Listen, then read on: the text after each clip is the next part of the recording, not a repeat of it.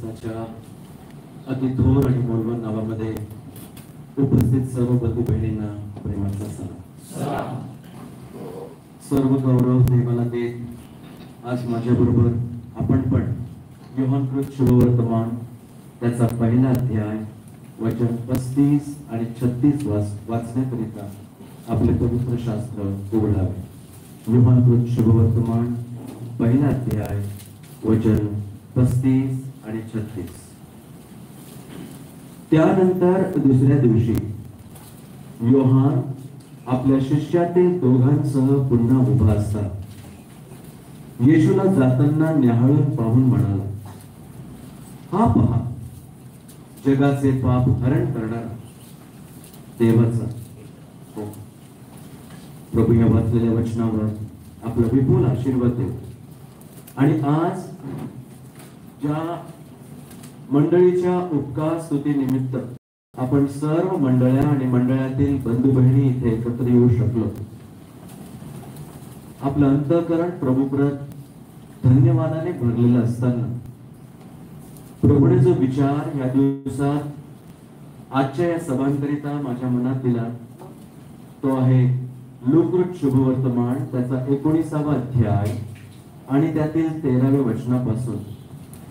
तिथे असं म्हटलं आहे, लूक 19 आणि 13, त्याने आपल्या 10 दासांना बोलावले व त्यांना 10 मोहरा देऊन सांगितले, मी येईपर्यंत त्यावर व्यापार कर. माझ्या प्रिय बंधू बहिणींनो, आपला प्रभू येणार. प्रभूने 10 वर्ष या मंडळीला सांभाळलं. आपण देवाला धन्यवाद देऊ. परंतु तो प्रभू आपल्याला हे सांगू इच्छितो की त्याने 10 दासांना बोलवलं, त्यांना त्याने 10 मोहरा दिल्या आणि सांगितलं, यावर मी येईपर्यंत तुम्ही व्यापार करा. ते प्रभू येशू ख्रिस्ताचं वाक्य आपल्या सर्वांकरिता फार महत्वाचं आहे. कारण त्याच्या अभिवचनाप्रमाणे आपला प्रभू येणार आणि तो लवकर येणार आणि त्याच्या येण्याला तो विलंब लावणार नाही. प्रभू येणार, तो निश्चित येणार, तो त्याच्या मंडळीकरिता येणार. परंतु जोपर्यंत या जगामध्ये आपण आहोत तोपर्यंत तो प्रभू म्हणतो, या खडकावर मी आपली मंडळी रचीन आणि तिच्या पुढे अधोलोकाच्या द्वाराचे काही चालणार नाही. ते एका वाक्यामध्ये कितीतरी गोष्टी सांगितल्या. बांधणारा तो आहे, मी आपली मंडळी रचीन. बांधणारा रचणारा प्रभू आहे. आणि तिथेच त्याने अभिवचन पण सांगून टाकलं की तिच्या पुढे अधोलोकाच्या द्वाराचे काहीच चालणार नाही. कितीही भयंकर संकट, त्रास, कष्ट, प्रतिकूल परिस्थिती का येईना, प्रभूने अगोदरच सांगून ठेवलं आहे, कोणतीही शक्ती मंडळीच्या विरोधात कार्य करू शकणार नाही. आणि आता प्रभू या जगामध्ये फक्त एकच काम करत आहे, माहितीये काय? तो त्याची मंडळी रचित आहे. आणि त्या प्रभूने रचत असलेल्या मंडळीमध्ये प्रभूचे लोक म्हणून तुम्ही आणि मी असणं यापेक्षा अधिक मोठी सौभाग्याची गोष्ट आपल्या जीवनात कोणतीही होऊ शकत. प्रभू रचत असलेल्या मंडळीमध्ये जर मी जोडलेली तर आपण धन्य लोक आहोत. अशा लोकांना, अशा मंडळीला तो प्रभू 10 मोहरा देऊन म्हणतो, मी येईपर्यंत यावर व्यापार कर. त्या 10 मोहरांचे 10 संदेश आपल्याला घ्यायला हवे. त्यातील काल आम्ही एक मोहर पाहिली रात्री आणि ती मोहर आहे, प्रभूने आपल्याला म्हटलं, तुम्ही माझ्या नावाने जे काही मागाल ते मी तुमच्यासाठी करेन. तुम्ही माझ्यामध्ये आणि माझी वचने तुमच्यामध्ये राहिली तर तुम्ही मला जे काही मागाल मी तुम्हाला देईन. तर तुम्ही दोघे जण पृथ्वीवर एक मनाने एक जीवाने माझ्याकडे प्रार्थना कराल तर मी आकाश उघडून तुमच्या प्रार्थनांचं उत्तर देईन. या जगामध्ये तुम्हाला क्लेश होतील परंतु भिवू नका, कारण मी जगाला जिंकले आहे. हे बापा, मी त्यांना जगात सोडून आलेलो आहे. त्या जगामध्ये सैतान आहे, परंतु मी त्यांना तुझे वचन दिले आहे. मी प्रार्थना करीतो, तू त्यांना तुझ्या वचनात राख. माझ्या प्रिय बंधू बहिणींनो, या जगात या जीवनात जगत असताना तुम्ही आणि मी किती वेळा तरी ती प्रार्थना केली असावी. कोणती प्रार्थना? माहिती कोणती प्रार्थना? बस प्रभू, फार कठीण, जगणं फार कठीण आहे प्रभू. हे त्रास, हे निंदा, हे भांडणं, हे छळ, हे प्रतिकूल परिस्थिती, हे आजार, हे दुःख, हे संकट प्रभू, हे सहन करणं फार कठीण आहे. अनेकांनी सहज आपण बोलून पण गेले असं, प्रभू मला या जगातून तू काढून घे. प्रभू मी मेलेलं बरं. ते तुम्हीच नाही केलं, ते मी पण केलं. हे आपण प्रत्येकाने ती प्रार्थना केली. हे आपणच नाही केली, पवित्र शास्त्रातील अनेकांनी ती प्रार्थना केली. परंतु आपण देवाला धन्यवाद देऊ. देवाने त्या प्रार्थना ऐकली बरं का, आणि त्या प्रार्थनेचं उत्तर आपल्या मागण्याप्रमाणे त्याने दिलं नाही. आपण देवाला धन्यवाद देऊ, कारण त्या प्रार्थनेबरोबर आणखी एक प्रार्थना वर जात असते. माहिती कोणती प्रार्थना? बघा माझ्या बरोबर, योहान शुभवर्तमान त्याचा 17वा अध्याय. योहान शुभवर्तमान 17वा अध्याय ही प्रभू येशू ख्रिस्ताने केलेली प्रार्थना आहे. ती मध्यस्थीची प्रार्थना आहे. ती आजही आपल्याकरिता लागू होते. ती फक्त त्यावेळी त्या शिष्यांकरिता त्याने केली असे नव्हे, तर त्या शिष्यांच्या प्रचारानुसार तदनंतर जे कोणी त्याच्यावर विश्वास ठेवतील त्यांच्याकरताही ती प्रार्थना लागू आहे. काय ती प्रार्थना? तिथे असं म्हटलं आहे त्या प्रार्थनेमध्ये, योहान 17 आणि 15, तू त्यांना जगातून काढून घ्यावेस अशी विनंती मी करत नाही. तुम्ही ऐकत आहात? इकडे मी प्रार्थना करतो, प्रभू थकलो, नाही जमत, नाही होत प्रभू, मला तू या जगातून काढून घे. इकडे मी प्रार्थना करत, आणि तिकडे प्रभू प्रार्थना करत आहे, हे बापा तू त्यांना जगातून काढावे अशी मी प्रार्थना करत नाही. सांगा बरं, कोणाची प्रार्थना ऐकली जाईल? तुमची आणि माझी की प्रभू येशू ख्रिस्ताची?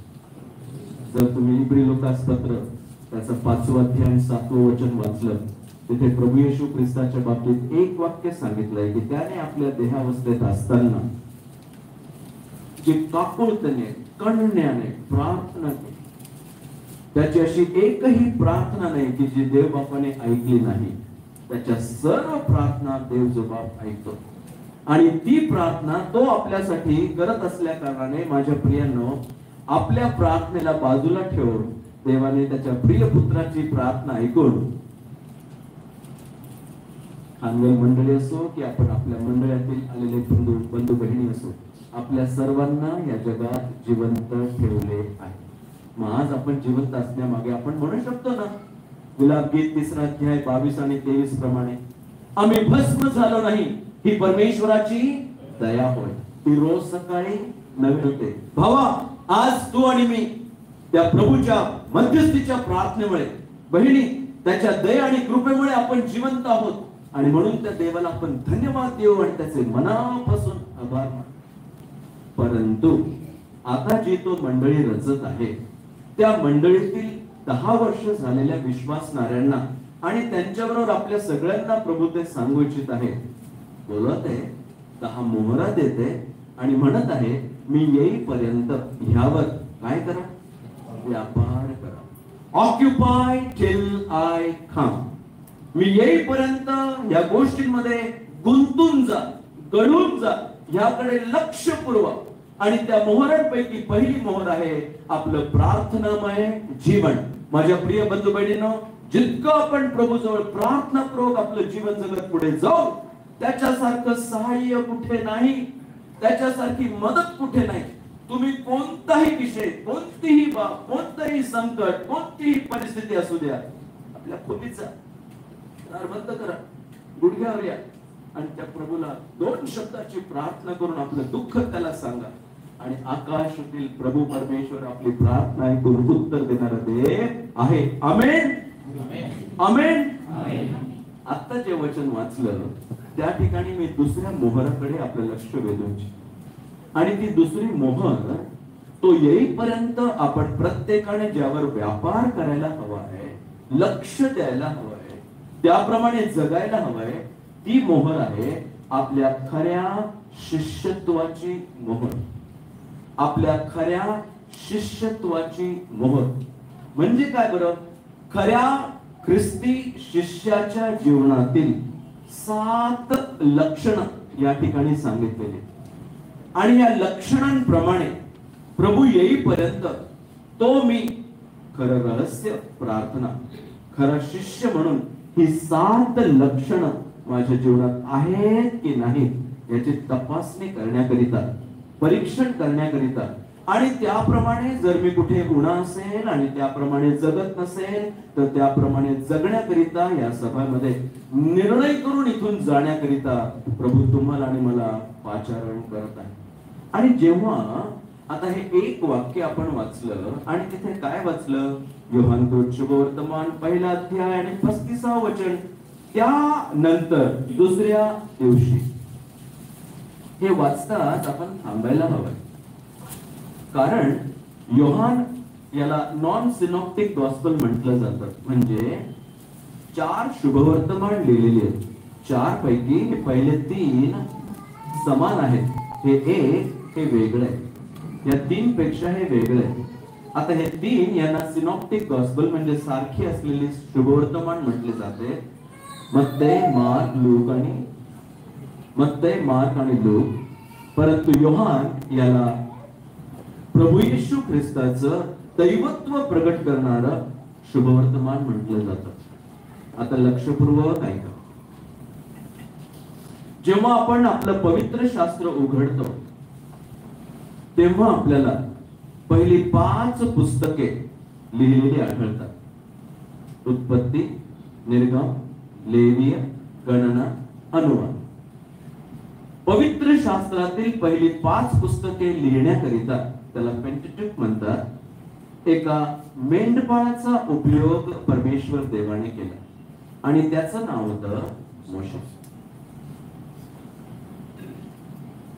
परंतु पवित्र शास्त्रातील शेवटची 5 पुस्तकं लिहिण्याकरिता परमेश्वराने आणखी एका व्यक्तीचा वापर केला आणि तो मेंढपाळ नव्हता तर तो मासे धरणारा होता आणि त्याचे नाव होते योहान. ही पहिली 5 पुस्तकं एका बाजूला ठेवा आणि शेवटची 5 पुस्तकं एका बाजूला ठेवा. इतके सुंदर सत्य त्यामधून आपल्याला शिकायला मिळतात. वाचलेल्या शास्त्र भागाप्रमाणे आपण या शेवटच्या 5 पुस्तकातील या शुभवर्तमानाचं एक वचन आपण वाचलंय. का बरं? ही जी शेवटची 5 पुस्तकं मासे धरणाऱ्या फिशरमॅन योहानाने लिहिली होती, त्याच्या लिहिण्यामागे खरं पाहता शास्त्राचा अभ्यास करणारे, ऐतिहासिक या गोष्टींचा अनुभव घेऊन आणि त्याचा अभ्यास करणारे म्हणतात, पवित्र शास्त्राप्रमाणे शेवटचं अगदी लिहिलेलं पुस्तक जर कोणतं असेल तर ते योहानकृत शुभवर्तमान आहे. यावेळी तो अगदी म्हातारा झालेला आणि सगळ्या मागील गोष्टींचा आढावा घेऊन तो हे शेवटचं शुभवर्तमान लिहित असलेला आपल्याला आढळतं. योहान जेव्हा हे शेवटची 5 पुस्तके लिहितो त्याचा लिहिण्याचा एकच उद्देश आहे, त्याचा विषय आहे आपल्या पुढे ते सत्य प्रगट करावे आणि त्या सत्याच्या 5 पैलूंना या 5 पुस्तकामध्ये आपल्याला पाहायला मिळतं. जर आपण शुभवर्तमान पाहिलं, योहानकृत शुभवर्तमान, त्या ठिकाणी आपल्याला या सत्याच्या संदर्भामध्ये दर्शन दिलेलं आढळतं. सत्याचे दर्शन योहानकृत शुभवर्तमानामध्ये, the presentation of the truth.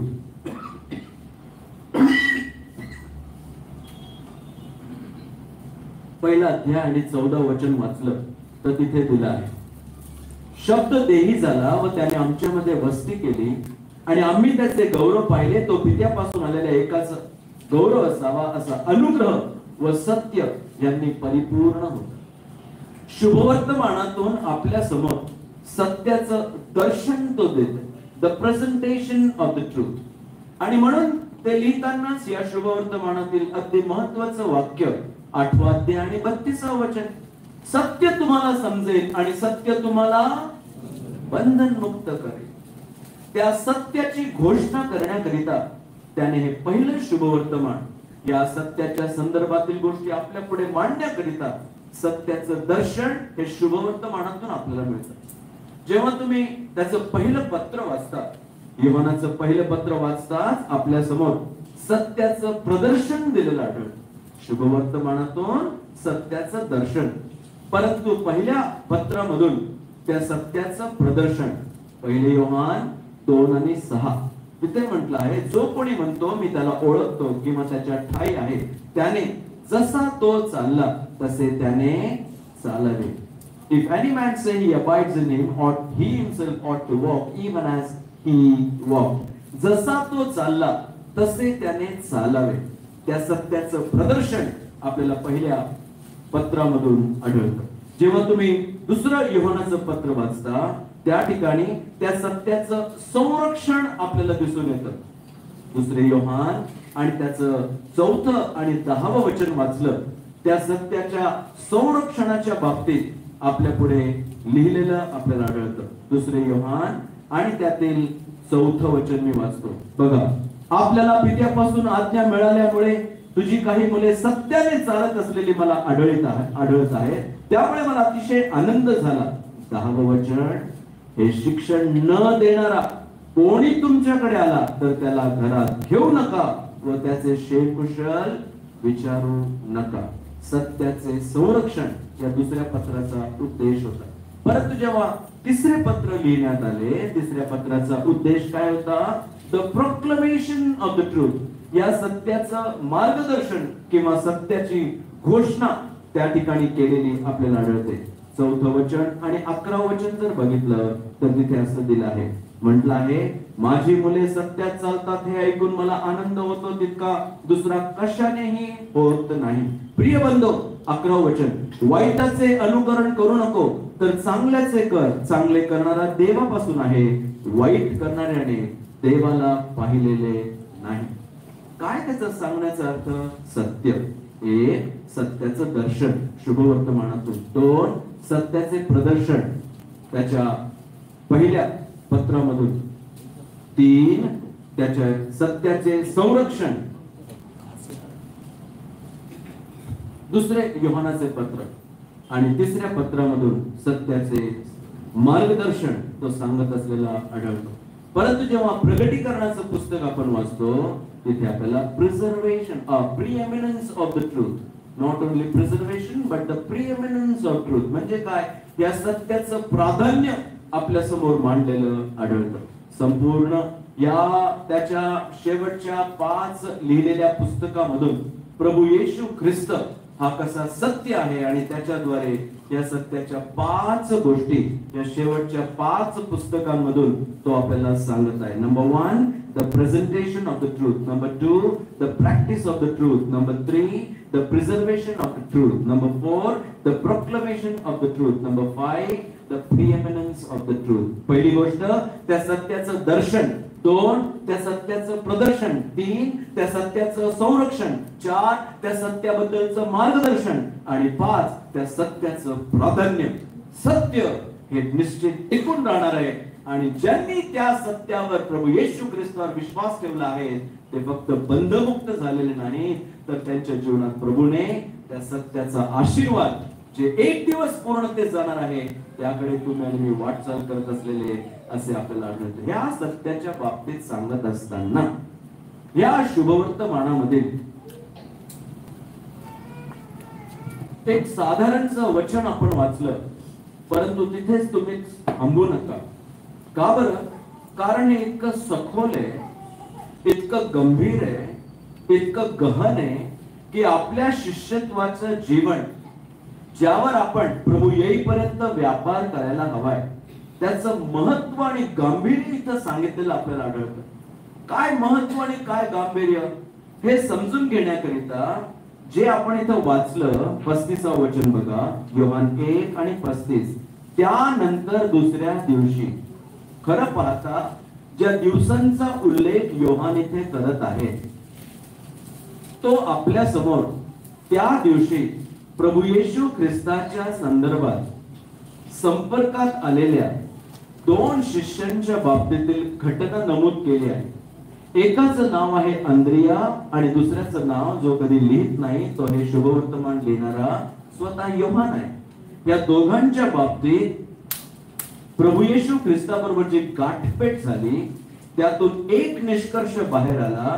वचन 41 प्रमाणे तो म्हणतो, आम्हाला मसीहा सापडला आहे. We have found Messiah.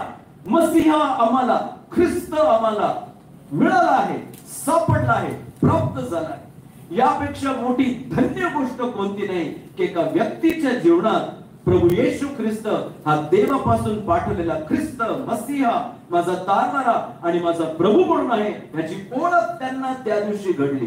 आणि म्हणून त्या शास्त्र भागातून शिष्यत्वाचे 7 धडे सांगण्याच्या अगोदर त्या दिवसामध्ये जे योहान आपल्या समोर मांडू इच्छित आहे, माझे प्रिय भावांनो बहिणींनो लक्ष द्या, किती गहन सत्य योहान आपल्या पुढे मांडत असलेला आढळतो. कोणतं गहन सत्य?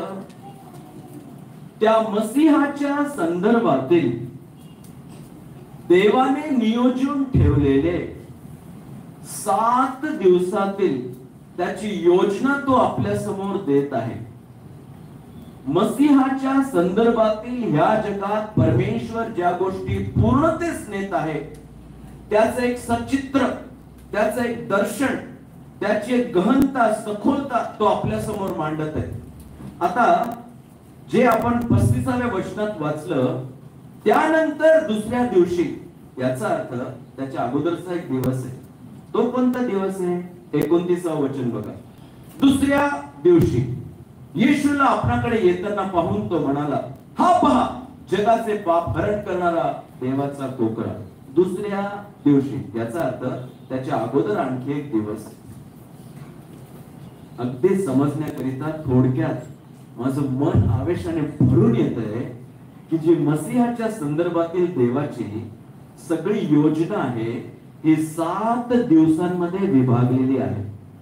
आणि म्हणून जेव्हा इथे 29व्या वचनामध्ये दुसऱ्या दिवशी म्हटलेलं आहे, याचा अर्थ त्याच्या अगोदरचा एक दिवस आहे. आणि त्याच्या अगोदरच्या दिवसाचं वर्णन जास्त तुम्हाला गोंधळात न पाडता मी पटकन या 7 दिवसाबद्दलची कल्पना अगोदर तुम्हाला देऊ इच्छितो. आणि सध्या आपण कोणत्या दिवसामध्ये जगत आहोत आणि ह्या गोष्टी देव कसा पूर्णतेस नेत आहे याचं चित्र, दर्शन, सत्य आपल्या समोर या ठिकाणी दिलेलं आढळतं. या मसीहाच्या संदर्भातील देव जे आपले सगळे कार्यक्रम पूर्णतेस नेत आहे ते 7 दिवसात विभागलेले आहे. त्याचा पहिला दिवस आहे, त्याला आपण वचन 19 ते वचन 28 मध्ये वाचतो.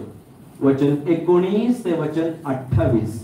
डे 1 त्याला म्हटलं आहे डे ऑफ इंट्रोडक्शन किंवा परिचयाचा दिवस, प्रस्तावनेचा दिवस, सुरुवातीचा दिवस.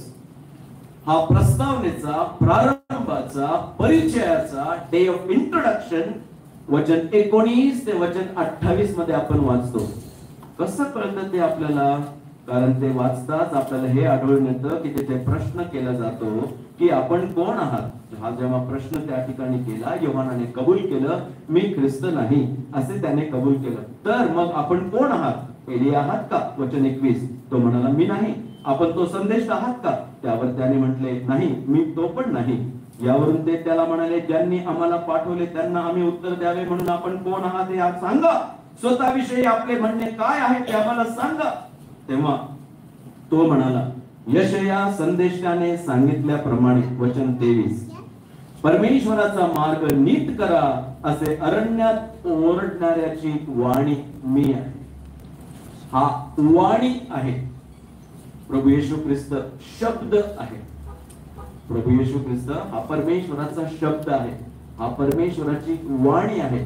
परंतु ते त्यांनी जेव्हा प्रश्न केला, आम्हाला सांगा तुम्ही कोण आहात, कारण ते त्या संदेशाची वाट पाहत होते ज्याच्या बाबतीत अनुवाद 28 आणि 15 मध्ये सांगितलेले काय की माझ्यासारखा एक संदेष्टा येईल. म्हणून या सर्व लोकांचं ध्यान, लक्ष त्या संदेष्टाकडे, त्या मसीहाकडे लागलेलं होतं. त्यांना वाटलं बाप्तिस्मा करणारा योहान हाच तो असावा, म्हणून त्यांनी आपल्या शिष्यांना त्याच्याकडे पाहून विचारपूस केली, आपण कोण आहात? आपला परिचय द्या, आपली ओळख आम्हाला द्या. आणि ते सांगत असताना योहान संदर्भ काय घेतो? बाप्तिस्मा करणारा योहान कोणाचा संदर्भ घेतो? यशयाच्या भविष्यवाणीचा संदर्भ घेऊन तो काय म्हणतो? बघितलं ते वचन 23, यशया संदेष्टाने सांगितल्याप्रमाणे परमेश्वराचा मार्ग नीट करा असे अरण्यात ओरडणाऱ्याची मी वाणी आहे. यशया संदेशाचा का बरं तो संदर्भ घेतोय? कधी विचार केला का? का बरं तो यशयाच्या भविष्यवाणीची आठवण करून त्यांना ते सांगत आहे? कारण जर यशयाची भविष्यवाणी तुम्ही हातात घेतली आणि आपलं पवित्र शास्त्र दुसऱ्या बाजूला ठेवलं, तुम्हाला काय आढळेल माहिती का? जसं पवित्र शास्त्रामध्ये 66 पुस्तक आहेत, यशयाच्या भविष्यवाणीमध्ये किती अध्याय आहेत माहितीये? 66 अध्याय. जसं पवित्र शास्त्र 39 आणि 27 जुना करार आणि नवा करार असं विभागलेलं आहे, तसं यशयाचं पुस्तक हे 66 अध्याय. पहिले 39 अध्याय जुन्या कराराच्या संदर्भात, पुढचे 27 अध्याय हे नवीन कराराच्या संदर्भात तुम्हाला आढळलेला दिसून येते. परंतु जेव्हा तो या ठिकाणी सांगतो, यशयाने सांगितल्याप्रमाणे, तो कोणत्या अध्यायाची आठवण करते माहितीये? तुम्ही ते काढून वाचू शकाल. त्याच्या 40व्या अध्यायामध्ये जेव्हा परमेश्वरापासून निवडलेला, त्याची वाट नीट करण्याकरिता बाप्तिस्मा करणाऱ्या योहानाला या जगात पाठवण्यात आलं होतं, म्हणून तो त्या अध्यायाची, त्या भविष्यवाणीची आठवण करून तो सांगतो, हे आपलं पवित्र शास्त्र आहे ना, अगदी गहन आहे, अगदी सत्य आहे, अगदी महान असं. माझ्या प्रियांनो, त्याच्या परिचयाची, त्याची जे जबाबदारी सोपवलेली होती ती आपल्या मनात ठेवून तो योहान या ठिकाणी काय म्हणतो? या मसीहाची ओळख पटवून देण्याकरिता त्याची प्रस्तावना, डे ऑफ इंट्रोडक्शन सांगताना तिथे असं म्हटलं आहे. बघा तिथे 25वं वचन मी वाचतो. त्यांनी त्याला विचारले, आपण ख्रिस्त नाही, एलिया नाही व तो संदेशा नाही, तर बाप्तिस्मा का करिता? आता पहा, योहानाने त्यांना उत्तर दिले, मी पाण्याने बाप्तिस्मा करतो, ज्याला तुम्ही ओळखत नाही असा एक तुमच्यामध्ये उभा आहे, जो माझ्या मागून येणार आहे तो माझ्या पूर्वी होता, त्याच्या पायतणाचा बंद सोडण्यास मी योग्य नाही. तो प्रस्तावनेचा दिवस, डे ऑफ इंट्रोडक्शन, मसीहाच्या सर्व या 7 दिवसाचा जो कार्यक्रम आहे, जो देव पूर्णतेस नेत आहे, त्याचा हा पहिला दिवस, त्याची ओळख पटवून देण्याची, त्याच्याबद्दलची सांगण्याची ही बाब त्या पहिल्या दिवशी आपल्याला आढळते. हा पहिला दिवस संपतो न संपतो दुसरा दिवस सुरू होतो. बघा 29वं वचन, दुसऱ्या दिवशी, पहिला दिवस संपला, आता दुसरा दिवस. तिथे काय म्हटलं आहे? दुसऱ्या दिवशी आपणाकडे येशूला येताना पाहून तो म्हणाला, हा पहा जगाचे पाप हरण करणारा देवाचा कोकरा. Day of manifestation. हा दुसरा दिवस कोणता माहिती का? मसीहाला प्रगट करण्याचा दिवस. जेव्हा हे वाक्य तुम्ही वाचताना अंगावर आपले काटे उभे राहतात. का बरं माहिती का? या कोकऱ्याच्या संदर्भातील 7 बाबी इथून अगोदर सांगितलेल्या आहेत.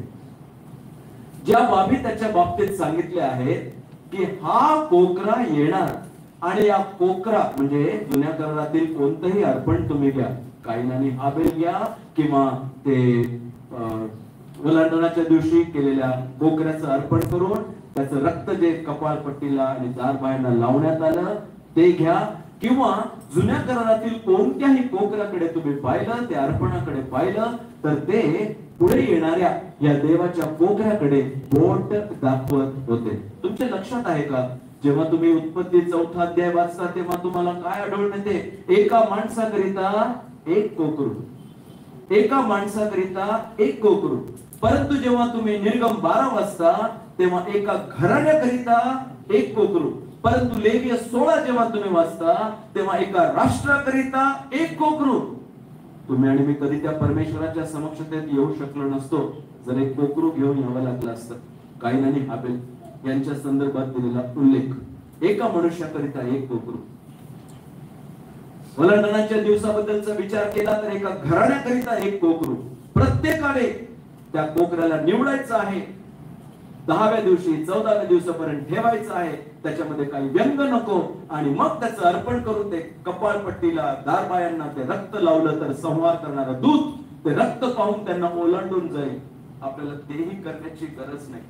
ते एका व्यक्तीकरता एक, एका घराण्याकरिता एक कोकरू, एका राष्ट्राकरिता एक कोकरू. लेवीय त्याचा 16वा अध्याय. माझ्या प्रियांनो, तेही आपल्याला करण्याची गरज नाही. आता पर्यंत ही सगळी अर्पण ज्याच्याकडे बोट दाखवत होती ते सौभाग्य या बाप्तिस्मा करणाऱ्या योहानाला लाभलं की त्याने येशूला जाताना पाहून, त्याला न्याहाळून पाहून म्हटले, काय? हा पहा, जगाचे पाप हरण करणारा देवाचा कोकरा. त्याला ते सौभाग्य मिळालं.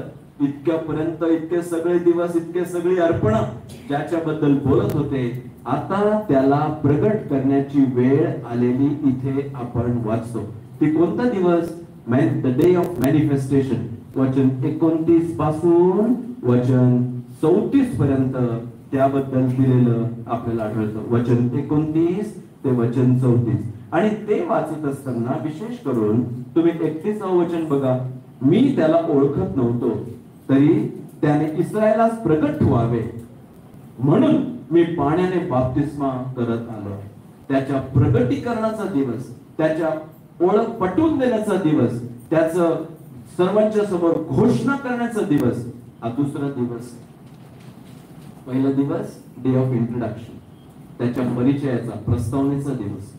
दुसरा दिवस त्याच्या प्रगट करण्याचा दिवस. आता जी वचन आपल्या समोर आहेत, 35व वचन बघा. त्यानंतर दुसऱ्या दिवशी, हा तिसरा दिवस. पहिला दिवस, दुसरा दिवस, तिसरा दिवस.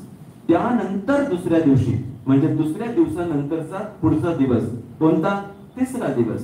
आणि त्या तिसऱ्या दिवसाला जर आपण इथे लक्षपूर्वक वाचलं तर आपण शीर्षक देऊ शकतो, डे ऑफ कन्व्हर्शन.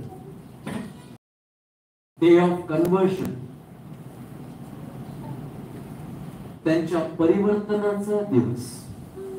तो आपण 35 पासून वचन 42 पर्यंत वाचतो. आणि त्या परिवर्तनामध्ये, त्यांच्या कन्व्हर्शन मध्ये एक गोष्ट प्रगट झाली की आम्हाला मसीहा सापडला.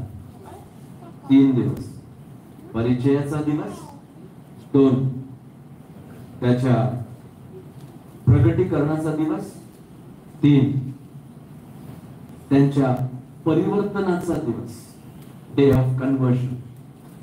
आता बघा 43व वचन. दुसऱ्या दिवशी, चौथ्या दिवशी डे ऑफ इन्व्हिटेशन आपण इथे वाचतो. दुसऱ्या दिवशी डे ऑफ इन्व्हिटेशन किंवा आमंत्रणाचा दिवस. काय आमंत्रणाचा दिवस? तो आपण 43 पासून 51 पर्यंत वाचतो. वचन 43 पासून 51 पर्यंत चौथा दिवस, मसीहाच्या संदर्भातील असलेला देवाचा कार्यक्रम. चौथा दिवस हा कोणता? Day of invitation. 43 पासून 51 पर्यंत त्याच्या आमंत्रणाचा दिवस. आणि मला आनंदाने सांगू द्या, आज ज्या दिवसामध्ये आपण जगत आहोत हा त्याच्या आमंत्रणाचा दिवस आहे, जिथे या ठिकाणी प्रभू दोनदा म्हणाला, माझ्या मागे या, फॉलो मी, माझ्या मागे या. Day of invitation. आज पण प्रभू ते आमंत्रण या सुवार्तेच्या द्वारे सगळ्यांपुढे देत आहे. तुम्ही आणि मी आता ज्या दिवसात जगत आहोत तो हा देवाच्या मसीहाच्या संदर्भातील असलेला चौथा दिवस आहे. अहो कष्टी व भाराक्रांत जन हो, तुम्ही सर्व माझकडे या, म्हणजे मी तुम्हास काय देईन? विसावा देईन. हा आमंत्रणाचा दिवस आहे. हा आमंत्रणाचा दिवस अधिक काळ राहणार नाही. जसा हा या अगोदरचे सगळे दिवस त्या वेळी समाप्त होत गेले, हा आमंत्रणाचा दिवस पण लवकर बंद होईल. म्हणून पुढे जाण्याच्या अगोदर आणि गंभीर सत्य आपल्या समोर मांडण्याच्या अगोदर माझ्या प्रिय भावांनो, बहिणींनो, आपल्याला आवर्जून सांगू द्या, की आतापर्यंत जर एवढं सगळं ऐकून मी येशू ख्रिस्ताजवळ आपल्या पापांचा पश्चाताप केला नसेल, त्याला आपला प्रभू व तारणारा म्हणून ग्रहण केलं नसेल, आपले पाप सोडून येशू ख्रिस्त माझ्या पापांसाठी मरण पावला आणि मेलेल्यातून पुन्हा उठला असा अंतःकरणात विश्वास ठेवून त्याला मुखाने येशू माझा प्रभू म्हणून कबूल केला नसेल, तर आत्ता करा. ही सभा इथे थांबू शकतो. आत्ता हात वर करा, आत्ता म्हणा, प्रभू आपला ऊर पडून मज पाप्यावर दया कर, माझ्या पापांची क्षमा कर. येशू ख्रिस्त या आमंत्रणाच्या दिवशी मला बोलावित आहे, मी आता माझं जीवन तुला द्यायला तयार आहे. प्रभू माझ्या पापांची क्षमा कर आणि माझे तारण कर. तो प्रभू आत्ता करायला तयार आहे. मी का म्हणत आहे? कारण हा आमंत्रणाचा दिवस लवकर बंद होणार आहे. किती दिवस वाचले? 4 दिवस.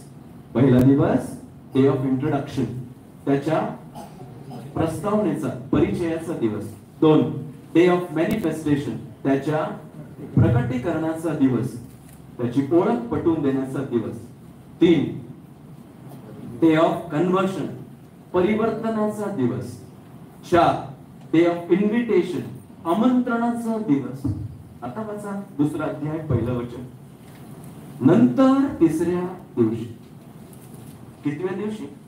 नंतर 3ऱ्या दिवशी. आता माझ्याकडे पहा, हे 4 दिवस आतापर्यंत आपण वाचले.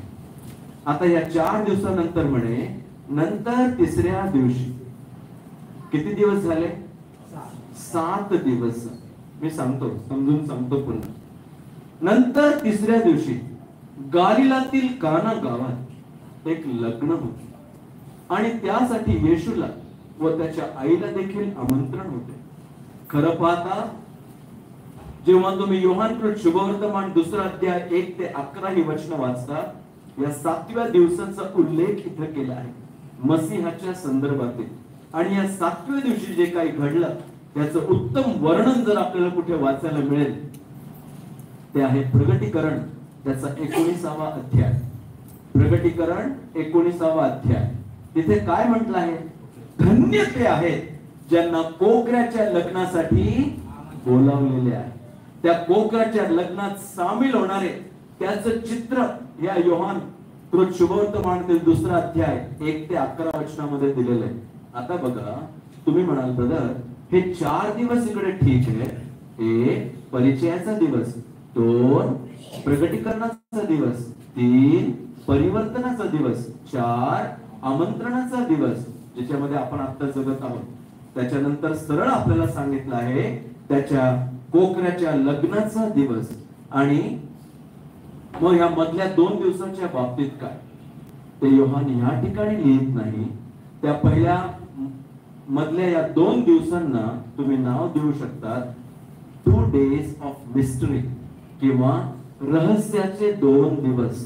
लक्षपूर्वक बघा, मी पुन्हा सांगेन, माझी मनाची एकच तळमळ आहे की इथे बसलेल्या प्रत्येक भावाला, बहिणीला, आपण कोणी का असेना, शिक्षित असा की अशिक्षित असा, निरक्षर असा की अडाणी असा, हे सत्य प्रभू त्याच्या आत्म्याच्या द्वारे एकदा का आपल्या जीवनात कोरून देईल, तर तुम्हाला कळून चुकेल तुम्ही आणि मी या मसीहाच्या बाबतीत जे बोलत आहोत, ऐकत आहोत, करत आहोत, किती सौभाग्यशाली लोक आहोत. माझ्या भावा, माझ्या बहिणी, हे 4 दिवस इकडे आणि नंतर 3ऱ्या दिवशी म्हणजे 7व्या दिवशी या लग्नाच्या बाबतीत जे प्रगटीकरण 19व्या अध्यायाकडे आपलं लक्ष वेधत आहे. जर या गोष्टी आपल्या जीवनात घडलेल्या आहेत, जर त्याच्या आमंत्रणाला तुम्ही प्रतिसाद देऊन आपल्या पापांचा पश्चाताप करून जर येशू ख्रिस्ताला प्रभू म्हणून ग्रहण केलेले आहात, तर तुम्ही धन्य आहात. कारण तुम्ही या मधले 2 दिवसात नव्हे, तर ह्या शेवटच्या 7व्या दिवसाकडे मसीहाच्या कोकराच्या लग्नाच्या संदर्भात बोललेले लोक असाल, तुम्हाला धन्य म्हटलं जाईल. कारण हे मधले 2 दिवस कोणते? त्याला रहस्याचे दिवस म्हटलंय, डे ऑफ मिस्ट्री. का बरं माहिती का? जसा हा आमंत्रणाचा दिवस संपला, मसीहा येईल, तो अंतराळात येईल आणि जे ख्रिस्त येशू मध्ये मेलेले आहेत ते पहिल्याने उठतील आणि जे जिवंत असतील ते रूपांतरित होतील आणि आपण सगळेजण त्याला सामोरे होण्यासाठी अंतराळात वर घेतले जाऊ. काय तो दिवस असेल! पहिले थेसलोनिकरा 4 अध्याय आणि 16 वचन, तिथे म्हटलं आहे, प्रभू स्वतः नाद करून, मोठा नाद करून आकाशातून खाली उतरेल आणि जे प्रभूमध्ये झोपी गेले आहेत ते पहिल्याने उठवले जातील आणि आपण उरलेले रूपांतरित होऊन अंतराळात प्रभूला भेटण्यासाठी उचलले जाऊ. हा चौथा दिवस संपला, मंडळी वर उचलली जाईल आणि त्याच्यानंतर जे 2 दिवस येणार आहेत रहस्याचे म्हटलेले, ते या ठिकाणी काय होणार, कसं होणार, किती भयंकर असणार, त्याचं वर्णन तो आपल्याला प्रगटीकरण त्याच्या 6व्या अध्यायापासून त्याच्या 18व्या अध्यायापर्यंत देत आहे. प्रगटीकरण 6 ते 18 वाचलं तर अनेक वेळा ते आपल्याला समजणार नाही. अलंकारित आणि रूपकात्मक भाषेमध्ये ते लिहिलेलं आहे. एका शब्दात जर म्हणायचं तर आता जर ख्रिस्ताला भेटला तर बरं, आता जर ख्रिस्ताला भेटला तर बरं, नाही तर ख्रिस्त विरोधकाला तुम्हाला भेटावं लागेल. If you meet Christ, will be better for you. Else you will have to meet the Antichrist. आणि त्याचा दिवस, या 2 भयंकर काळाच्या दिवसात ज्या गोष्टी होणार आहेत त्याचं वर्णन 4था अध्याय तुम्ही वाचून पहा, प्रगटीकरण. आणि प्रभू म्हणतो वर ये. तो आपल्या मंडळीला वर आपल्याजवळ घेऊन गेल्यानंतर पुढे काय होणार त्याचं वर्णन योहान आपल्या समोर लिहून सांगत आहे. माझ्या प्रिय बंधू बहिणींनो, म्हणून या 7 दिवसाचं हे सचित्र हा कार्यक्रम मसीहाच्या संदर्भातील देव आपल्या समोर या छोट्याशा शुभवर्तमानातून या पहिल्याच अध्यायामध्ये तो देत आहे. आणि जेव्हा हे 7 दिवस तुम्ही पाहता, हे निश्चित पूर्णतेस जात आहे. पहिला दिवस होऊन गेला, दुसरा दिवस होऊन गेला, तिसरा दिवस होऊन गेला, आता 4थ्या दिवसामध्ये आपण आहोत आणि हा पण होऊन गेला होणार आहे. आणि मग हे 2 दिवस भयंकर असणार आहेत. परंतु जर येशू ख्रिस्तावर विश्वास ठेवलेला असाल तर अंतराळात वर उचलले जाल, प्रभू बरोबर नेहमी आपण असाल आणि ख्रिस्त विरोधकाच्या संदर्भातील होत असलेल्या या गोष्टींमध्ये आपला समावेश नसणार. म्हणून मी पुन्हा आवर्जून विनंती करतो, आपल्या पापांचा पश्चाताप करून प्रभूला आपलं जीवन देऊन खरं प्रभूचे लोक म्हणून जगण्यास प्रभू तुमचं आणि माझं या शेवटच्या काळातील शेवटच्या दिवसात खरोखर सहाय्य करो.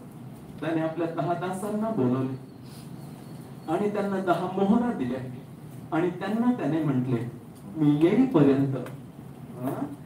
येईपर्यंत यावर व्यापार करा. आणि त्या व्यापाराची जी जबाबदारी, त्या गोष्टींना धरून राहण्याची, त्या गोष्टींचा उपयोग करण्याची, सराव करण्याची, प्रभूच्या गौरवासाठी ही मंडळी साक्षी रूपाने जगण्याकरिता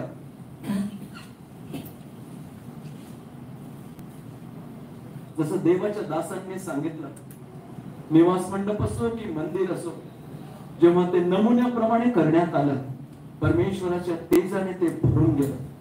आज ते तेज विश्वासणाऱ्यामध्ये, विश्वासणाऱ्या कुटुंबांमध्ये, विश्वासणारे एकत्र येत असलेल्या मंडळांमध्ये ते तेज, ते गौरव, ती महिमा, ते प्रभूची समक्षता तेव्हाच दिसून येईल. आणि ही मंडळी दिवठणीवर ठेवलेल्या दिव्याप्रमाणे प्रभूच्या गौरवासाठी प्रकाश देणारी अशी मंडळी व्हावी, ही प्रभूची इच्छा आहे.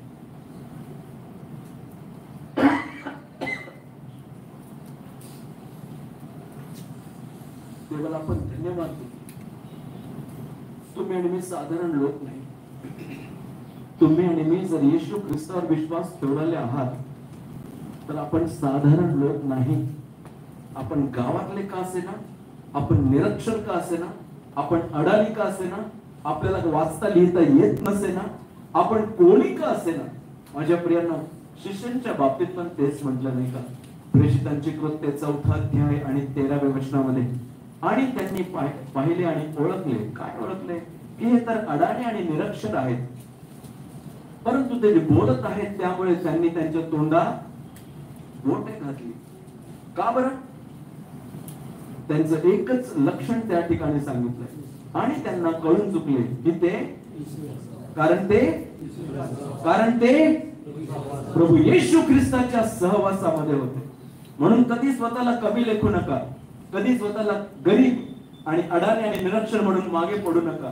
तुम्ही आणि मी त्या मसीहाचे लोक आहोत. त्याच्या मंडळीमध्ये असणं हे सर्वात मोठं सौभाग्य आहे.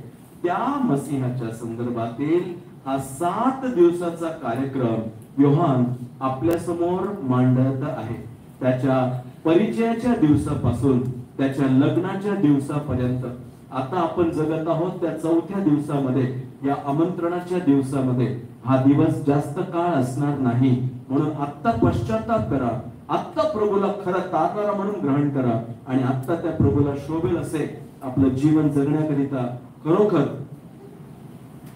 त्याने ज्या मोहरा आपल्याला दिलेल्या आहेत त्यामध्ये तो येईपर्यंत आपण गुंतून राहण्यास, त्याबद्दल गंभीर राहण्यास, त्यामध्ये आपलं लक्ष टाकण्यास आणि आत्मिक गोष्टींना प्राधान्य देण्यास प्रभू या मंडळीचं, तुमचं आणि माझं जिथे कुठे प्रभूने आपल्याला ठेवलं आहे त्यामध्ये खरोखर सहाय्य करो.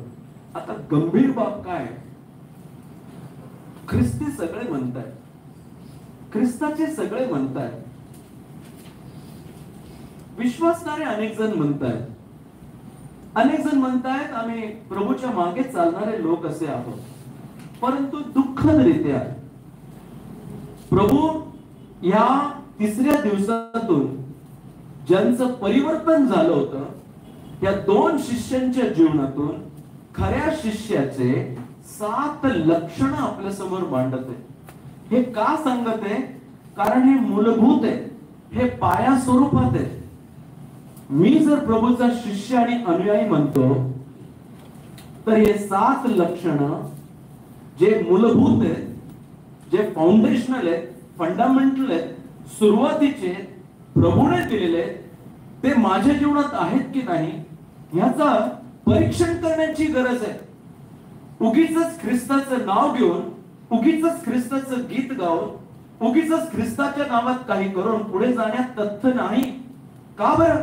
कारण त्या दिवशी मला पुष्कळ जण म्हणतील, प्रभूजी आम्ही तुझ्या नावाने संदेश दिला, प्रभूजी आम्ही तुझ्या नावाने भूते काढली, प्रभूजी आम्ही तुझ्या नावाने अद्भुत कृत्य केली. तेव्हा मी त्यांना म्हणेल, अहो अनाचार करणाऱ्यांनो, माझ्या पुढून दूर व्हा, मी तुम्हाला काय भयंकर असेल ते दिवस. मी जेव्हा कधी ते वाचतो मत्ते वर्तमान 7 अध्याय 21, 22 आणि 23 मध्ये हा प्रश्न स्वतःला करतो, प्रभू येशू ख्रिस्ताच्या नावात संदेश देणे हे अनाचाराचे कृत्य होऊ शकते का? हो, होऊ शकते. प्रभू येशू ख्रिस्ताच्या नावाने भूते काढणे हे अनाचाराचे कृत्य होऊ शकते का? हो, होऊ शकते. प्रभू येशू ख्रिस्ताच्या नावाने अद्भुत कृत्य करणं हे अनाचाराचं कृत्य होऊ शकतं का? हो, होऊ शकते. का? कारण स्वतः प्रभू म्हणतो. का? कारण तो त्यांना ओळखत नाही, ते त्याला खरं जसं ओळखायला पाहिजे तसं ओळखत नाही. त्या प्रभूच्या ओळखीमध्ये वाढण्याच्या संदर्भातील आपण खरे त्याचे शिष्य आहोत की नाही, खरंच मसीह आहे की नाही, खरंच मसीहाला ओळखलं की नाही, खरंच माझं तारण झालंय की नाही, खरंच प्रभू रचत असलेल्या मंडळीचं मी एक जिवंत धोंडा आहे की नाही, त्या मंडळीवर मी उभा आहे की नाही, हे फार महत्वाचं आहे माझ्या भावांनो बहिणींनो. आपण त्या वाऱ्याप्रमाणे नको, जसा वाहतो त्याप्रमाणे वाहणार आहे ना, ते सॉलिड ट्रूथ आहे, हे अगदी महत्वाचं सत्य आहे. म्हणून त्या शिष्याच्या बाबतीत हे 7 गुणलक्षण अगदी थोडक्यात सांगून मग मी थांबवतो. ही 7 लक्षणं माझ्या जीवनात आहेत का?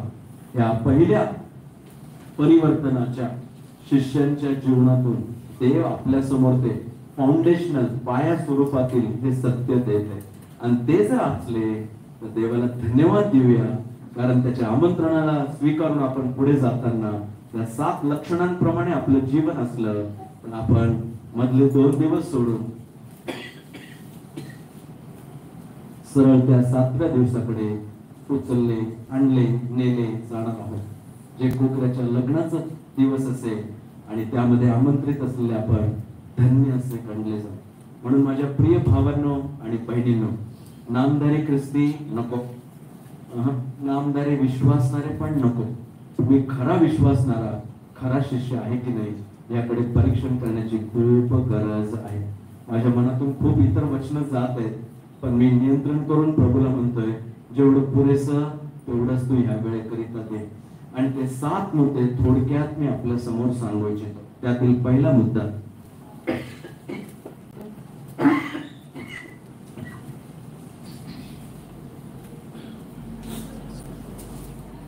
खऱ्या शिष्याचा पहिला मुद्दा 35 आणि 36. त्यानंतर दुसऱ्या दिवशी योहान आपल्या शिष्यातील दोघांसह पुन्हा उभा असतात येशूला जाताना निहाळून पाहून म्हणाला, हा पहा देवाचा कोपरा. मी हळू वाचलं, माझं मन होतं, मन अजूनही करतं.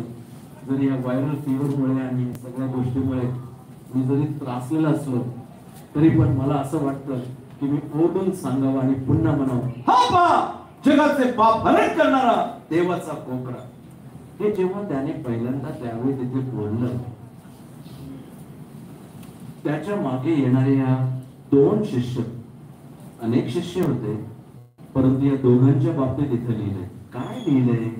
येशूला जाताना जेव्हा तो ते निहाळून म्हणाला, 37 वचन, त्याचे हे म्हणणे त्या दोघा शिष्यांनी ऐकले.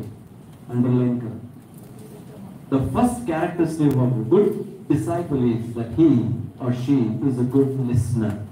की ते सर्वप्रथम काय आहे? चांगलं ऐकणारे आहे. चांगलं ऐकणारे आहे. मी पुन्हा सांगतो, चांगलं ऐकणारे आहे. म्हणून प्रभूने आपल्याला चांगलं ऐकणारे असण्याकरिता हे पहिलं लक्षण आहे बरं का. चांगले ऐकणारे म्हणजे काय? जर त्या दिवशी यांनी हे लक्षपूर्वक ऐकलं नसतं तर मसीहाला मिस केलं असतं. त्यांच्या जीवनात मसीहाची ओळख झाली नसती. त्यांना या गोष्टींचा आनंद लाभ प्राप्त झालेला नसता. आज अनेक वेळा इतक्या गोष्टी आपल्या पुढे सांगितल्या जातात परंतु लक्षपूर्वक ऐकत नसतात. माझ्यासारखा प्रभूचा साधारणचा, परंतु सांगू का, आपल्या अनेकांच्या चेहऱ्याकडे पाहून मी सांगू शकतो, पाहत आहात माझ्याकडे, पण कोण ऐकत आहे कोण ऐकत नाही चेहरा पाहून मी सांगू शकतो. हे तर मी साधारण मनुष्य आहे, पण मी तुमच्याकडे पाहून सांगू शकतो कोण इथे आहे कोण इथे नाहीये. कोण मान हलवत आहे पण डोकं दुसरीकडेच कुठे आहे. काहीतरी मनात दुसरेच विचार चालले. आता सगळेजण असं टकलून माझ्याकडे पाहत आहेत, उदर मी त्यापैकी नाही बरं का, मी लक्षपूर्वक ऐकत आहे असं सगळेजण दाखवण्याचा प्रयत्न करत आहेत. क्षमा करा. जर आपण लक्षपूर्वक या गोष्टी ऐकल्या असत्या तर आपल्यामध्ये खूप बदल आणि परिवर्तन झालं असतं. त्यांनी त्या दिवशी या गोष्टी लक्षपूर्वक ऐकल्या. आपल्या जीवनातील पहिली गोष्ट, जेव्हा कधी परमेश्वराच्या बाबतीतील कोणती गोष्ट कुठेही कधी असो, मी लक्षपूर्वक ऐकणारा असावा आणि आपण लक्षपूर्वक असावे म्हणून ऐकणारे असावेत म्हणून मुद्दाम देवाने आपल्याला 2 तोंड आणि 1 कान दिले. बरोबर? जर हो म्हटला तर संपलं. म्हणून देवाने आपल्याला 2 तोंड आणि 1 कान नव्हे तर 1 तोंड आणि 2 कान दिले. का बरं 1 तोंड आणि 2 कान? विचार करून पाहिजे, 2 तोंड असते 1 कान इथे असतात. किती विचित्र झालं असतं. दिसायला विचित्र असतं आणि 2 तोंड इकडे काय काय करत असते. बापरे, 1 तोंड आपल्याला आवडत नाही, 2 तोंडांनी काय झालं असतं, किती भयंकर झालं असतं नाही का माझ्या प्रियांनो.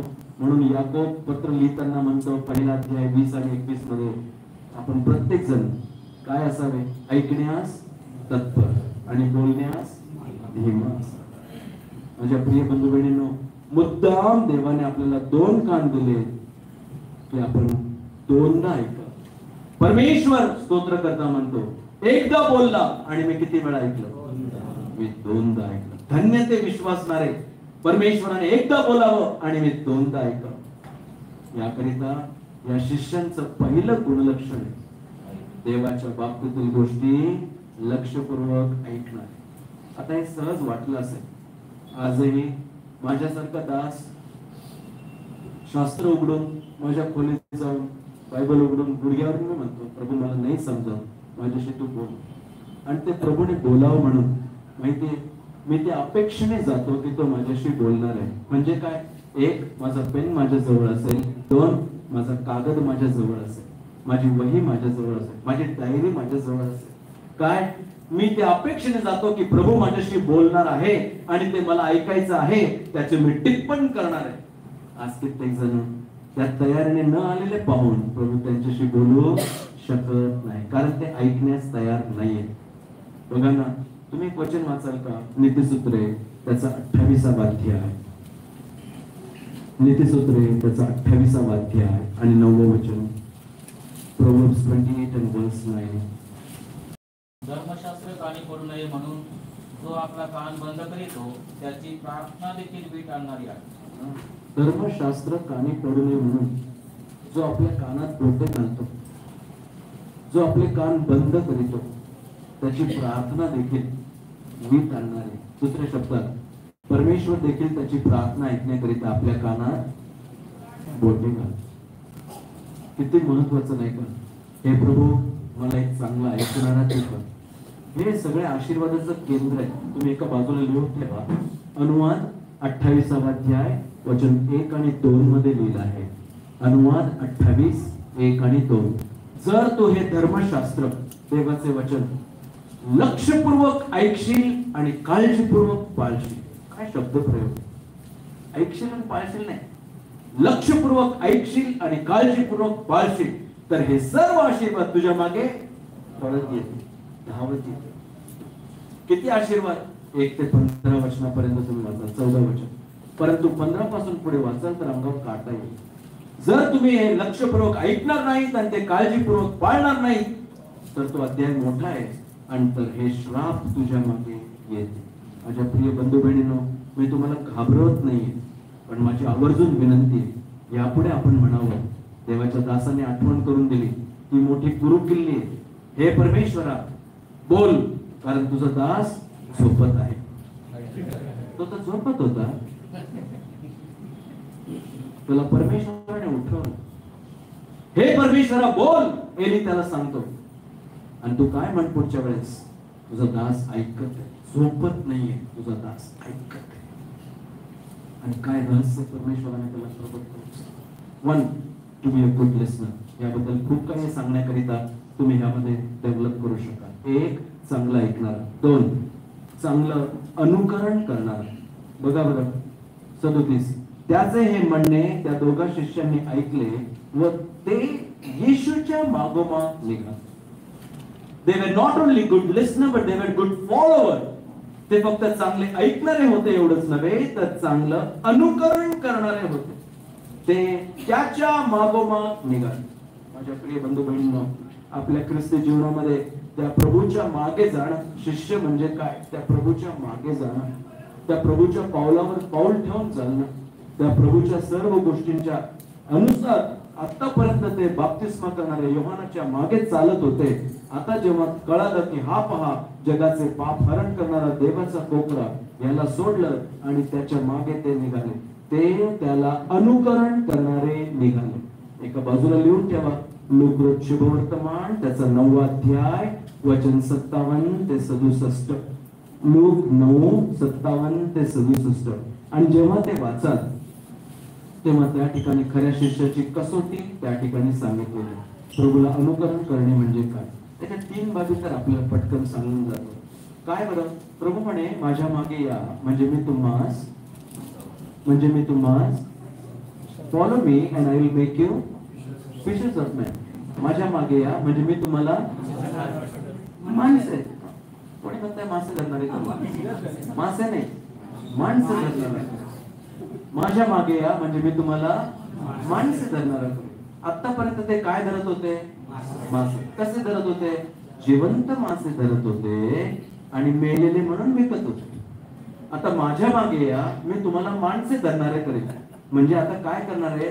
ते मेलेले, पाप आणि अपराधात मेलेल्या लोकांना ते उचलणार आहेत आणि ख्रिस्त येशूमध्ये जिवंत झालेले असे आपल्या जीवनात पाहणार.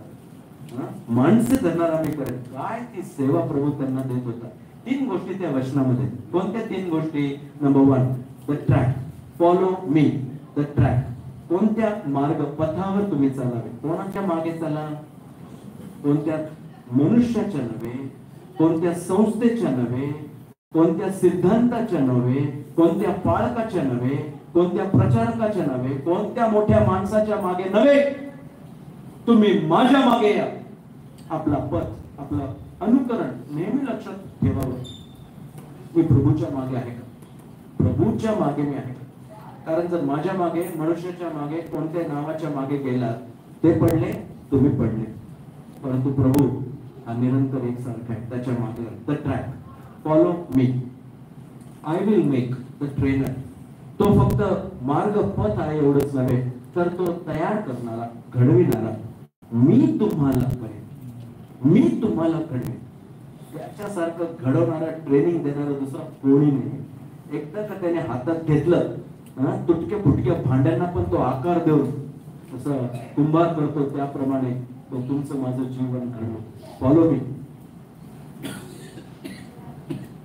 The track, I will make the trainer and the task, the fishers of men. आणि ते काम माणसं धरणार. माझ्या प्रिय बंधू भगिनींनो, येशू ख्रिस्ताच्या मागे जाणार असाल तर त्या 3 गोष्टी दिसून येतील. काय माहिती का? त्याच्या मागे चालणार आहे, त्याच्याद्वारे तयार केलेले आणि त्याच्याकरिता अनेकांना जिंकणार आहे. माझ्या जीवनातून ते होतंय. तो माझ्या घरी कोणी येऊ, आमच्या घरात काम करणारी बाई असो, आमचे कपडे इस्त्री करणारा धोबी असो, किंवा आम्हाला रोज सकाळी दूध आणून देणारा असो, किंवा आमच्या घरात वर्तमानपत्र टाकणारा असो, किंवा आमच्या संपर्कात येणारा कोणी असो, गॅस रिपेअर करणारा येवो किंवा फ्रीज रिपेअर करणारा येवो, की कोणी येवो कोणी जावो, त्या सगळ्यांना कळायला पाहिजे की हा ख्रिस्ताचा आहे आणि याची इच्छा आहे की मी ख्रिस्ताचा आहे. माझ्या प्रियांनो, आज ती लालसा इच्छा आपल्या प्रत्येकाच्या जीवनात असेल तर किती ते बदललेलं जीवन आपल्याला दिसून येतं. मी पटकन पुढे जातो. A good listener. Number 2, a good follower, एक चांगला ऐकणारा शिष्य. 2, चांगलं अनुकरण करणारा. 3, तिथेच म्हटलं आहे चांगलं शोधणारा, गुड सीकर. 38, तेव्हा येशू वळून त्यांना आपल्या मागे येताना पाहून म्हणाला, तुम्ही काय शोधता? ते उगीच चालायचं म्हणून मागे चालले नव्हते. ते असे चालले होते जणू काही ते काहीतरी शोधत आहे, काहीतरी धन, काहीतरी मोठं, काहीतरी वेगळं, काहीतरी अधिक. ते काहीतरी शोधत आहे. स्वतः प्रभू त्यांना म्हणते, तुम्ही काय शोधता? They are good Sikar. आपण जेव्हा प्रभूच्या सानिध्यात जवळ येतो जातो, काहीतरी नवीन, काहीतरी चांगलं, काहीतरी वेगळं असं शोधणारे, मागणारे, पाहणारे, सापडणारे, मिळवणारे, त्या अपेक्षेने प्रभूच्या मागे जाणारे अशा आपण असावे. 1, चांगलं ऐकणारे. 2, चांगलं अनुकरण करणारे. 3, चांगलं शोधणारे. 4, चांगली इच्छा बाळगणारे. Having a good desire. 38 वचन, ते त्याला म्हणाले, रब्बी म्हणजे गुरुजी, आपण कोठे राहता? अ गुड डिझायर, एक चांगली इच्छा, अपेक्षा त्यांनी बाळगली. काय? प्रभूजी तुम्ही कोठे राहता? तसं पाहता प्रभूने तर अगोदरच सांगितलेलं होतं की खोकण्यास वेळे आकाशातील पक्षास घरटे आहेत, परंतु मनुष्याच्या पुत्राला डोके टेकाव्यास ठिकाण. प्रभूजी तुम्ही कोठे राहता? एक अपेक्षा की प्रभूच्या बाबतीतील या गोष्टी जाणून घेण्यासाठी त्यांच्या मनातील असलेली लालसा आपण त्या ठिकाणी. A good desire. Number 5, a good decision, एक चांगला निर्णय. 39 वचन, तो त्यांना म्हणाला, या म्हणजे पाहाल. मग त्यांनी जाऊन तो कोठे राहत आहे ते पाहिले व त्या दिवशी ते त्याच्या येथे राहिले. अ गुड डिसिजन, एक चांगला निर्णय त्यांनी केला. मी जग आणि जगाच्या गोष्टींमध्ये गुंतणार नाही, राहणार नाही, त्या मागे जाणार नाही, तर मी प्रभूच्या मागे जाईन, शोधणारा म्हणून जाईन, अपेक्षा बाळगत जाईन आणि त्याच्या बाबतीतील गोष्टीमध्ये योग्य निर्णय करून जिथे प्रभू, जिथे आत्मिक गोष्टी, जिथे प्रभूच्या बाबी, तिथे मी राहीन. तो निर्णय करणारे ते होते. अ गुड डिसिजन. परंतु मला पुढच्या 2 गोष्टी अधिक स्पर्श करून गेल्या, कारण तिथे असं म्हटलं आहे 41 वचन, अ गुड विटनेस, त्याला एक चांगला साक्षीदार. त्याला 41, त्याचा सख्खा भाऊ शिमोन पहिल्याने भेटला, तेव्हा तो त्याला म्हणाला, मसीहा म्हणजे ख्रिस्त आम्हाला सापडला. ज्याने आपल्या जीवनामध्ये प्रभूचं चांगलं ऐकलं आहे, प्रभूच्या मागे अनुकरण करत आहे, प्रभूला शोधत आहे, प्रभूच्या बाबतीत चांगली अपेक्षा बाळगत आहे आणि योग्य निर्णय करून प्रभूला अनुसरण करत आहे. माहिती त्यांचं पुढचं कर्तव्य काय? ते चांगलं साक्ष देणं. साक्ष कोणाला दिली? जगाला नव्हे, अगोदर आपल्या घरात, आपल्या भावाला. त्याने आपल्या भावाला जाऊन सांगितलं, मला प्रभू सापड. त्याने कधी कल्पना केली नसेल या एका अंद्रियाने एका पेत्राला जाऊन फक्त मसीहा सापडला एवढं सांगितलं माझ्या प्रियांनो, कधी आयुष्यात त्याने कल्पना केली नसेल. त्यामुळे पेत्रासारखा एक मोठा दास प्रभू करता घडून येऊ शकतो. परंतु तो तिथेच थांबला नाही. खरं पाहता त्याची 7वी बाब फार महत्वाची आहे. 42 वचन, त्याने त्याला म्हणजे आंद्रियाने पेत्राला येशूकडे आणले.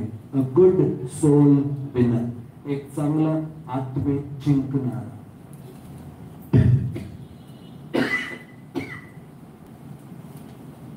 फक्त प्रभूच्या बाबतीत सांगून तो थांबला नाही, तर प्रभूकडे आणणार. असं तर मी तर सांगितलं बा, माझी जबाबदारी संपली, आता ते झाले प्रभू झाले. आणि सांगितलं तुम्हाला मसीहा सापडला, आणि त्या मसीहाकडे त्याने आपल्या भावाला आणलं. माहिती आंद्र्याने 3च उल्लेख केलेला आहे, 3 वेळा आंद्र्याचा. तो फक्त एकाला प्रभूकडे आणणार आहे. 3 वेळा त्याने एकाला प्रभूकडे आणलं, आणि ते एक प्रभूसाठी इतके भारी झाले. हा एक मासा पकडणारा, परंतु त्याचा भाऊ एक जाळ टाकलं तर किती पकडणारा? 3000 पकडणारा.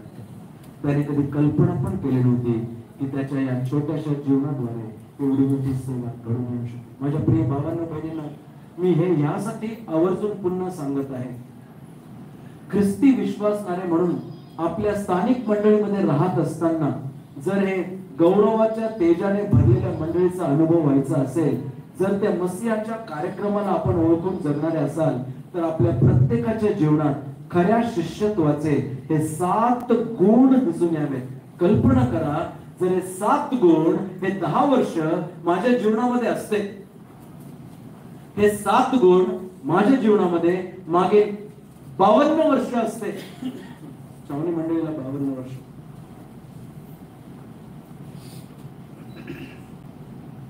आपलं कॅल्क्युलेटर फेल होईल. काय म्हणे? आपलं कॅल्क्युलेटर फेल होईल. तुम्ही करून पहा. 12 जण होते 2014 मध्ये. आपण ऐकले 12 जण होते 2014 मध्ये. जर ह्या 12 जणांनी फक्त 12 जणांना एका वर्षात सुवार्ता सांगितली असते तर किती झाले असते? 2015 मध्ये किती हवे होते? एका वर्षामध्ये फक्त एका आत्म्याला प्रभूकडे आणलं, किती झाले असते? पहिल्या वर्षी 12 होते, दुसऱ्या वर्षी 12 जणांनी 12 सांगितलं, किती झाले असते? 24. तिसऱ्या वर्षी या 24 जणांनी फक्त पूर्ण वर्षभर एकालाच सांगितलं, एकालाच प्रभूकडे आणलं, किती झाले असते? चौथ्या वर्षी या 48 जणांनी फक्त एकाला सांगितले सुवार्ता, एकाला प्रभूकडे आणलं. 365 दिवसामध्ये किती असते संख्या? किती असते? 96. चौथ्या वर्षी. 5व्या वर्षी या 96 जणांनी फक्त एकाला प्रभूकडे आणलं असतं, किती झाले असते? किती झाले असते? 192. 6व्या वर्षी या 192 जणांनी फक्त एकाला प्रभूकडे आणलं असतं, किती झाले असते? गणित करा नंतर. आणि 10 वर्षाचं गणित जोडून मी दरवर्षी माझं गणित हे स्थानिक मंडळीत गणतो, आणि मी लाजेने मान खाली मला क्षमा कर. 1 वर्षात 1 आत्मा पण मी तुझ्याकडे आणू नाही शकलो. एकाला मी वर्षभर सुवार्ता सांगू नाही शकलो. एकाला मी तुझ्यासाठी जिंकू नाही शकलो. एकाकरिता मी चांगला साक्षीदार होऊ शकलो नाही. एकाला मी मसीहाबद्दल बोललो नाही. एकाला मी मसीहाकडे आणलं नाही. त्यासाठी मी अयोग्य ठरलो. प्रभू मला क्षमा कर. आपल्या जीवनात हा प्रश्न कधी विसरू नका. हे कॅल्क्युलेशन करत जाल तुम्ही. मी म्हटलं ना कॅल्क्युलेटर फेल हो. कॅल्क्युलेटर पुढे म्हणेल एरर, एरर, चूक नाही होत. पुढे तुम्हाला कॅल्क्युलेशन जमत. माझ्या भावा, आज गंभीरता घेशील का? माझ्या बहिणी, गंभीरता घेशील का?